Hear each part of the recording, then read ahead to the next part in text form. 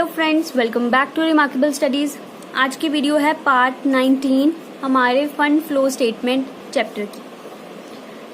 हमने इस चैप्टर में इम्पोर्टेंट एडजस्टमेंट्स पढ़नी स्टार्ट करी थी।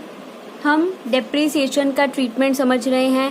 डेप्रीसिएशन के हमने ऑलरेडी 2 ट्रीटमेंट्स जो हैं वो समझ लिए हैं इन पार्ट 17 और 18 में। आज चलिए हम अपना लास्ट ट्रीटमेंट जो है डेप्रीसिएशन का वो हम कंप्लीट कर लेते हैं। वेरी वेरी इंपॉर्टेंट पॉइंट, आप ध्यान से समझिएगा। थर्ड ट्रीटमेंट है डेप्रीसिएशन का। When the balances of accumulated depreciation are given in additional information. Last video में हमने पढ़ा था जब हमें एक्यूमुलेटेड डेप्रीसिएशन के बैलेंसेस जो हैं वो बैलेंस शीट के अंदर दिए होते हैं, हमने उसका ट्रीटमेंट समझा था। अब हम पॉइंट पढ़ेंगे जब हमें डेप्रीसिएशन अकाउंट के बैलेंसेस या एक्यूमुलेटेड डेप्रीसिएशन के बैलेंसेस जो हैं वो एडिशनल इंफॉर्मेशन में गिवन होते हैं, तो हम उसका ट्रीटमेंट किस तरह से सॉल्व करते हैं। ध्यान से समझिएगा। काफी बार बच्चे कंफ्यूज हो जाते हैं डेप्रीसिएशन के ट्रीटमेंट में ही कि हमने डेप्रीसिएशन को किस तरह से एडजस्ट करना है। मैंने आपको 3 पॉइंट्स समझाए हैं जो आपको डेप्रीसिएशन के हमेशा ध्यान में रखने हैं जब भी आपने जो अपना न्यूमेरिकल है वो सॉल्व करना है। चलिए अब ये वाला पॉइंट पढ़ते हैं। जब हमें डेप्रीसिएशन के बैलेंसेस एडिशनल इंफॉर्मेशन में गिवन होंगे तब हमें उसका ट्रीटमेंट किस तरह से करना है। सोल्यूशन क्या है? आपको सेपरेट अकाउंट प्रिपेयर करना पड़ेगा एसेट का और एक्यूमुलेटेड डेप्रीसिएशन का। ये पॉइंट तो हमने लास्ट वीडियो में भी पढ़ा था कि जब हमें डेप्रीसिएशन के बैलेंसेस बैलेंस शीट के अंदर भी दिए गए होते हैं तो भी हम सेपरेट अकाउंट प्रिपेयर करते हैं, और इस पॉइंट में भी हमें सेपरेट अकाउंट जो है वो प्रिपेयर करना है। अब लास्ट वीडियो में और इस वीडियो में डिफरेंस क्या है वो आपको अभी थोड़ी देर में जो है वो क्लियर हो जाएगा। सो एक बात आपको क्लियर हो गई कि हमें इस पॉइंट में भी 2 अकाउंट्स जो हैं वो प्रिपेयर करने हैं, एसेट का भी और एक्यूमुलेटेड डेप्रीसिएशन का भी। चलिए समझते हैं कि हमने अकाउंट्स किस तरह से प्रिपेयर करने हैं। आप देख सकते हैं मैंने यहाँ पर जो है वो फॉर्मेट ड्रॉ किया हुआ है एसेट अकाउंट का और एक्यूमुलेटेड डेप्रीसिएशन अकाउंट का। चलिए अब हम समझते हैं कि हमें अकाउंट्स किस तरह से प्रिपेयर करने हैं। जब भी आपको प्रोविजन फॉर डेप्रीसिएशन या एक्यूमुलेटेड डेप्रीसिएशन के बैलेंसेस एडिशनल इंफॉर्मेशन में गिवन हो तो आप हमेशा ध्यान रखें आपको बैलेंस शीट में जो एसेट की वैल्यू गिवन है वो आपको रिटन डाउन वैल्यू बेसिस पर गिवन है। हमेशा ध्यान रखें जब भी आपको प्रोविजन फॉर डेप्रीसिएशन के बैलेंसेस एडिशनल इंफॉर्मेशन में गिवन है, इसका मतलब बैलेंस शीट में आपको जो एसेट की वैल्यू गिवन है वो आपको रिटन डाउन वैल्यू बेसिस पर गिवन है। लेकिन आप हमेशा ध्यान रखें जब भी हम अकाउंट्स प्रिपेयर करते हैं तो अकाउंट्स में हम जो बैलेंसेस लिखते हैं एसेट के टू बैलेंस ब्रॉट डाउन और बाय बैलेंस कैरी डाउन, वो हमेशा हमें कॉस्ट बेसिस पर चाहिए होते हैं, जिससे हम अपना जो क्वेश्चन है वो सॉल्व कर सके, अपना अकाउंट प्रिपेयर कर सके। मैं दोबारा से बता रही हूँ, आप दोबारा से अच्छे से समझ लें। जब भी हमें प्रोविजन फॉर डेप्रीसिएशन के बैलेंसेस एडिशनल इंफॉर्मेशन में गिवन होते हैं तो उसका मतलब है कि बैलेंस शीट में हमें जो एसेट की वैल्यू गिवन है वो रिटन डाउन वैल्यू बेसिस पर गिवन है। लेकिन जब हमने अकाउंट्स प्रिपेयर करने हैं तो अकाउंट्स प्रिपेयर करने के लिए हमें हमेशा कॉस्ट बेसिस पर हमारी वैल्यूज चाहिए होती हैं। तो इसका मतलब है हमें पहले रिटन डाउन वैल्यूज जो हैं हमारे पास एसेट की, हमें उन्हें कन्वर्ट करना पड़ेगा कॉस्ट बेसिस पर, फिर हम जो है वो अपना अकाउंट सॉल्व करना स्टार्ट कर सकते हैं।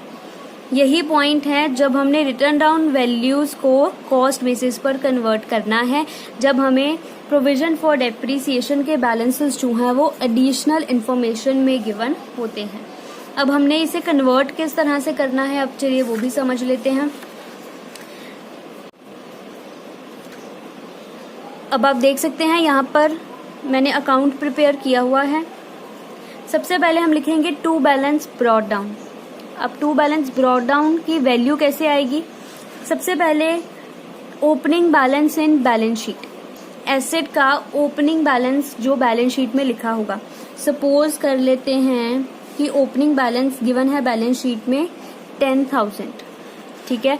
उसके बाद हम प्लस करेंगे, plus opening balance of accumulated depreciation. आपको एडिशनल इंफॉर्मेशन में जो बैलेंसेस गिवन होंगे एक्यूमुलेटेड डेप्रीसिएशन के, उसका ओपनिंग बैलेंस आपको बैलेंस ब्रॉड डाउन में आपको ऐड करना है। ये मैंने ऐड कर दिया, सपोज 1000, सो 10,000 प्लस 1000 ये बन जाएगा 11,000। सो 11,000 जो है वो हमारी अमाउंट बनी है कॉस्ट बेसिस पर। जो ये 10,000 थी, ये 10,000 थी रिटर्न डाउन वैल्यू बेसिस पर, हमें इसे कॉस्ट बेसिस पर कन्वर्ट करना था, इसलिए हमने इसमें जो है वो ओपनिंग बैलेंस डेप्रीसिएशन का ऐड किया, फिर हमारे पास जो वैल्यू है वो कॉस्ट बेसिस पर बन गई। आप हमेशा ध्यान रखें इस बात का, रिटर्न डाउन वैल्यू को पहले हमें कॉस्ट बेसिस पर कन्वर्ट करना पड़ेगा। कन्वर्ट कैसे करना है वो भी मैंने आपको समझा दिया है। एसेट की जितनी वैल्यू बैलेंस शीट में गिवन है वो लिख लें और उसमें ओपनिंग बैलेंस जो है वो प्रोविजन फॉर डेप्रीसिएशन के बैलेंस का वो इसमें ऐड कर दें। ये बात हो गई टू बैलेंस ब्रॉड डाउन की। अब बात करते हैं बाय बैलेंस कैरी डाउन की। अब कैरी डाउन का बैलेंस कैसे निकालेंगे?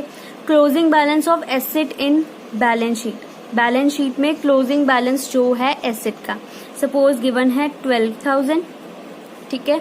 उसके बाद plus closing balance of accumulated depreciation. Additional information में जो आपको एक्यूमुलेटेड डेप्रीसिएशन का क्लोजिंग बैलेंस गिवन है, सपोज गिवन है 1,000, सो 12,000 प्लस 1,000 ये हो जाएगा 13,000। 13,000 जो है वो हमारा बाय बैलेंस कैरी डाउन बन गया। ये 12,000 जो था ये रिटर्न डाउन वैल्यू बेसिस पर था, हमने इसमें जब डेप्रीसिएशन का क्लोजिंग बैलेंस ऐड किया तो ये हमारा जो है वो कॉस्ट बेसिस पर बन गया और अब हम अपना अकाउंट जो है वो प्रिपेयर कर सकते हैं। सो यही एक इम्पॉर्टेंट पॉइंट है जो आपको ध्यान रखना है जब आपको एक्यूमुलेटेड डेप्रीसिएशन के बैलेंसेस जो हैं वो एडिशनल इंफॉर्मेशन में गिवन होते हैं। अब बात करते हैं बाकी के अकाउंट की। बाकी का अकाउंट में जितनी भी चीजें हैं, to bank purchase, by P&L, by bank sale, by accumulated depreciation, by profit and loss, ये सारी वही चीजें हैं जो मैंने आपको लास्ट वीडियो में समझाई थी ट्रीटमेंट नंबर 2 में। बिल्कुल सेम है, कुछ अलग नहीं है, बस डिफरेंस आता है जब हमने बैलेंसेस नोट डाउन करने हैं। आपको ध्यान रखना है कि अगर आपको एडिशनल इन्फॉर्मेशन में बैलेंसेस गिवन है डेप्रीसिएशन अकाउंट के, इट मीन्स आपको पहले जो है वो बैलेंसेस की वैल्यूज कैलकुलेट करनी पड़ेगी।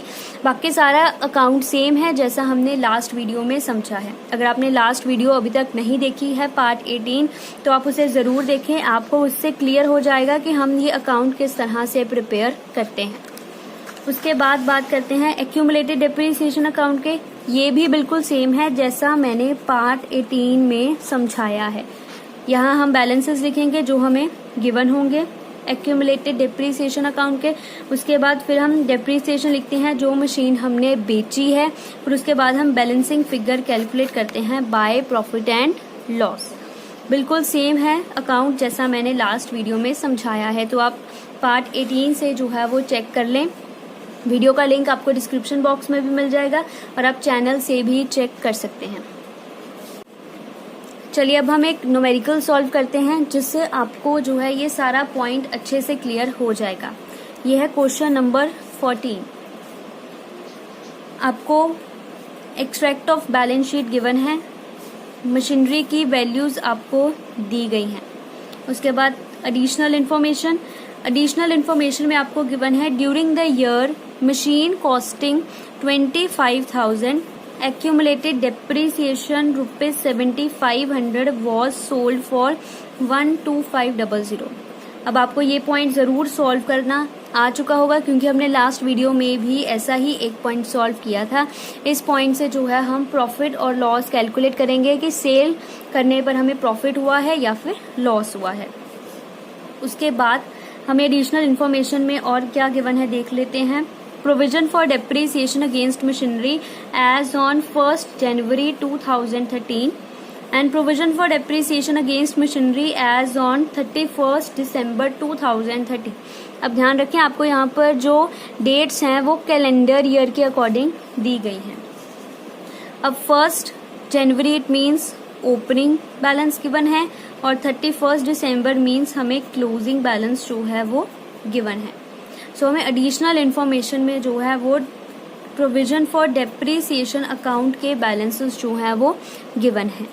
अब आप ध्यान में लाइए कि मैंने आपको किस तरह से समझाया है, हमें इस पॉइंट को किस तरह से सॉल्व करना है।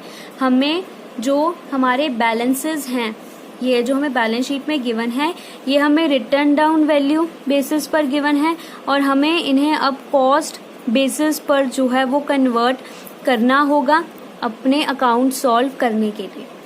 चलिए स्टार्ट करते हैं। सबसे पहले आप देख सकते हैं हम मशीनरी का अकाउंट बनाएंगे।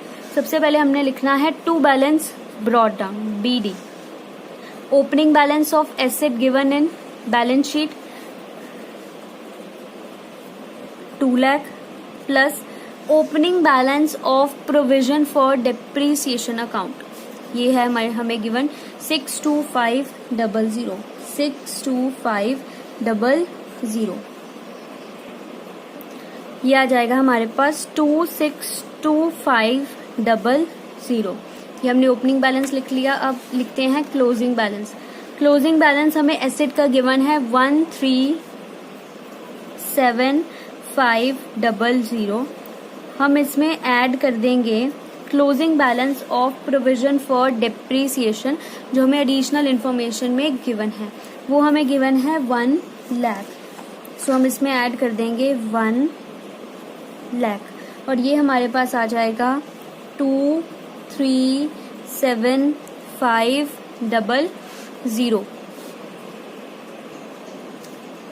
अब यहाँ पर हमने बैलेंसेस जो है वो नोट डाउन कर लिए हैं। अब हमें एडिशनल इन्फॉर्मेशन में बताया गया है कि हमने मशीन का कुछ पार्ट जो है वो सेल भी किया है, तो इट मीन्स हम पहले यहाँ पर जो है वो प्रॉफिट और लॉस कैलकुलेट करेंगे कि हमें सेल करने पर प्रॉफिट हुआ है या लॉस हुआ है। अब वो हम कैसे कैलकुलेट करते हैं ये मैं आपको ऑलरेडी समझा चुकी हूँ। आपको वर्किंग नोट्स में ही इसे शो करना है। कैलकुलेशन ऑफ प्रॉफिट और लॉस ऑन सेल। सबसे पहले हम लिखते हैं कॉस्ट ऑफ मशीन। मशीन की कॉस्ट कितनी है जो हमने सेल की है। मशीन की कॉस्ट आप देख सकते हैं हमें क्वेश्चन में गिवन है 25,000। अब कॉस्ट के बाद हम इसमें से माइनस करते हैं, माइनस डेप्रीसिएशन। डेप्रीसिएशन जो हमने सेल पार्ट पर लगानी है और वो हमें क्वेश्चन में गिवन है 7,500। हमने यहाँ पर लिख लिया 7,500। अब जब हम इसे माइनस करेंगे 25,000 माइनस 7,500, वो हमारे पास आएगा 175,000। ये आई है हमारे पास रिटर्न डाउन वैल्यू। अब हम इसे कंपेयर करते हैं हमारी सेल वैल्यू के साथ। सेल वैल्यू हमने बेची कितने पर है 125,000। 125,000 सेल वैल्यू कम है तो इट मीन्स हमें यहाँ पर लॉस हुआ है। 175,000 माइनस 125,000 5,000। 5,000 का जो है वो हमें यहाँ पर लॉस हुआ है, लॉस ऑन सेल। अब ये लॉस ऑन सेल हमने कहाँ कहाँ पर शो करना है, ये इसका जो है वो हमें 2 जगह पर इसका ट्रीटमेंट करना होगा। सबसे पहले हम इसे शो करेंगे फिक्स्ड एसेट के अकाउंट में, इट मीन्स मशीनरी के अकाउंट में, ठीक है। दूसरा हम इसे शो करेंगे जब हम अपने फंड्स फ्रॉम ऑपरेशंस कैलकुलेट करते हैं और हम इसे ऐड करेंगे under non fund and non operating expenses. अब हमने इसे ऐड क्यों किया है ये भी मैं ऑलरेडी समझा चुकी हूँ पार्ट 6 में, तो अगर आपने अभी तक वो पार्ट नहीं देखा है तो आप उसे ज़रूर देखें। पार्ट 6 वीडियो का लिंक आपको डिस्क्रिप्शन बॉक्स में मिल जाएगा, आप वहाँ से चेक कर सकते हैं। चलिए अब हमने लॉस कैलकुलेट कर लिया, अब इसे हम अपने अकाउंट में जो है वो फिल कर लेते हैं। हमने यहाँ फिल कर लिया bye profit and loss, loss on sale amount 5,000 जो हमने अभी ये कैलकुलेट की है। चलिए ये लिख लिया। उसके बाद हमने सेल भी किया है बाय बैंक सेल। सेल हमने कितने पर की है, 12500 पर। चलिए अब हम कंप्लीट करते हैं पहले प्रोविजन फॉर डेप्रीसिएशन का अकाउंट। सबसे पहले हम यहाँ पर लिखेंगे balances, by balance brought down. Provision है, सभी प्रोविजंस का जो है वो क्रेडिट बैलेंस होता है, ये क्रेडिट साइड से स्टार्ट होती हैं। सबसे पहले by balance brought down. By balance brought down, opening balance हमें क्वेश्चन में गिवन है 62500 और क्लोजिंग बैलेंस हमें गिवन है 1 लाख और हमने यहाँ पर लिख लिया 1 लाख। ठीक है, उसके बाद हमने डेप्रीसिएशन लगानी है, जो मशीन का पार्ट हमने बेचा है उसके ऊपर जितनी डेप्रीसिएशन लगी है वो हमने लगाई है 7500, जो हमें क्वेश्चन में गिवन थी। सो हमने यहाँ पर लिख दिया 7500 on sold machine, depreciation on sold machine. ठीक है, उसके बाद हम यहाँ पर कैलकुलेट करेंगे बैलेंसिंग फिगर, जिसे हम डाल देंगे बाय प्रॉफिट एंड लॉस के नाम से। बैलेंस कैलकुलेट कर लेते हैं, 7500 प्लस 1 लाख, ये आ जाएगा 107500। उसके बाद हम इसमें से 62500 माइनस कर देंगे, हमारे पास बैलेंस आ जाएगा 45,000 और ये हमारा जो अकाउंट है वो कंप्लीट हो गया। अब जो ये बाय प्रॉफिट एंड लॉस है ये जाएगा जब हम फंड्स फ्रॉम ऑपरेशंस कैलकुलेट करेंगे, तब हम इसे ऐड करेंगे under non fund and non operating expenses, क्योंकि डेप्रीसिएशन है, क्योंकि जो डेप्रीसिएशन होता है वो नॉन फंड आइटम होता है। ये डेप्रीसिएशन का हमारे पास अमाउंट आई है, कितनी हमने अपने प्रॉफिट एंड लॉस में डालनी है, तो हम इसे ऐड कर देंगे। अब ये भी मैंने प्लस क्यों किया है, ये मैं पार्ट 6 में समझा चुकी हूँ सारा। अगर आपने अभी तक वो पार्ट नहीं देखा है तो आप उसे ज़रूर देखें, उससे आपको ये पॉइंट जो है वो क्लियर हो जाएगा। अब आगे बात करते हैं मशीनरी के अकाउंट की। अब हमें पता है ये जो हमने मशीनरी में बैलेंस डाला है, 7500 की जो डेप्रीसिएशन डाली है टू मशीनरी करके, वो हमें ट्रांसफ़र करनी है मशीनरी के अकाउंट में। सो हम यहाँ पर लिख देंगे by provision for depreciation, account के नेम से 5000। अब हमें चेक करना है कि हमारा जो बैलेंस है वो किस साइड बच रहा है और कितना बैलेंस टू है वो बच रहा है। चलिए अब हम टोटल कर लेते हैं। पहले क्रेडिट साइड का करते हैं, 12500 प्लस 5000 प्लस, यहाँ मैंने गलत लिख दिया, 7500 आएगा। यहाँ पर मैंने गलती से 5000 लिख दिया था ये, लेकिन यहाँ पर 7500 आएगा। चलिए दोबारा से ऐड कर लेते हैं, 12500 प्लस 5000 प्लस 7500 प्लस 237500, ये हमारा बना है 262500। और अगर आप देखें तो डेबिट साइड भी हमारा जो टोटल है वो सेम है। इट मीन्स हमारा अकाउंट जो है वो बैलेंस हो चुका है, हमें कुछ भी बैलेंसिंग फिगर में नहीं डालना है। अगर इस अकाउंट में कहीं बैलेंस बचता तो वो सिर्फ और सिर्फ 2 वाली साइड बचता, जिसे हम डाल देते 2 बैंक परचेज बैलेंसिंग फिगर। सो आप हमेशा ध्यान रखें जब भी आप अपने अकाउंट्स प्रिपेयर करें। अब आपको अमाउंट्स कहाँ कहाँ डालनी है, अब हम वो भी चेक कर लेते हैं। जो ये हमने डाला है बाय बैंक सेल, ये जाएगा सोर्सेज वाली साइड पर जब हम अपनी थर्ड स्टेटमेंट प्रिपेयर करेंगे। बाय प्रॉफिट एंड लॉस, ये मैं ऑलरेडी बता चुकी हूँ, ये जाएगा फंड्स फ्रॉम ऑपरेशंस में, हम उसमें इसे ऐड करेंगे under non fund and non operating expenses. उसके बाद बाय प्रोविजन फॉर डेप्रीसिएशन, इसे हमें और कहीं नहीं डालना है, क्योंकि ये डेप्रीसिएशन की जो अमाउंट है वो इस प्रॉफिट एंड लॉस में इंक्लूडेड है और हम इसे जो है वो पहले ही एडजस्ट कर चुके हैं। हमें इसे प्लस करना है जब हम अपने फंड्स फ्रॉम ऑपरेशंस कैलकुलेट करेंगे। सो आपको इस डेप्रीसिएशन का 7500 का कुछ भी नहीं करना है। आई होप फ्रेंड्स आपको अभी ये क्वेश्चन क्लियर हो गया होगा कि जब भी हमें प्रोविजन फॉर डेप्रीसिएशन के बैलेंसेस एडिशनल इन्फॉर्मेशन में गिवन हो तो हमें उसे किस तरह से ट्रीट करना है। सो मेरी इस डेप्रीसिएशन टॉपिक की 3 वीडियोस हैं, पार्ट 17, पार्ट 18 और पार्ट 19।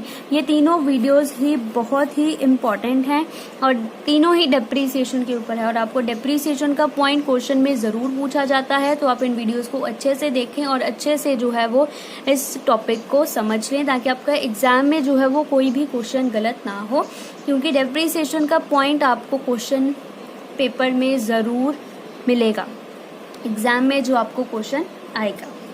चलिए फ्रेंड्स, इस वीडियो को यहीं पर ख़त्म करते हैं और हम मिलेंगे अपनी नेक्स्ट वीडियो में, जिसमें हम एक और इम्पॉर्टेंट एडजस्टमेंट पढ़ेंगे कि अगर हमें प्रॉफिट एंड लॉस का बैलेंस एडिशनल इन्फॉर्मेशन में गिवन है तो हमें उसे किस तरह से एडजस्ट करना है, इसे हम समझेंगे अपनी नेक्स्ट वीडियो में। तो तब तक के लिए आप चैनल को कर लीजिए सब्सक्राइब ताकि मेरी हर लेटेस्ट वीडियो की नोटिफिकेशन आपको मिलती रहे। और आप वीडियो को लाइक ज़रूर करें, शेयर ज़रूर करें और मुझे कमेंट सेक्शन में ज़रूर बताएं आपको ये वीडियो कैसी लगी। Thank you.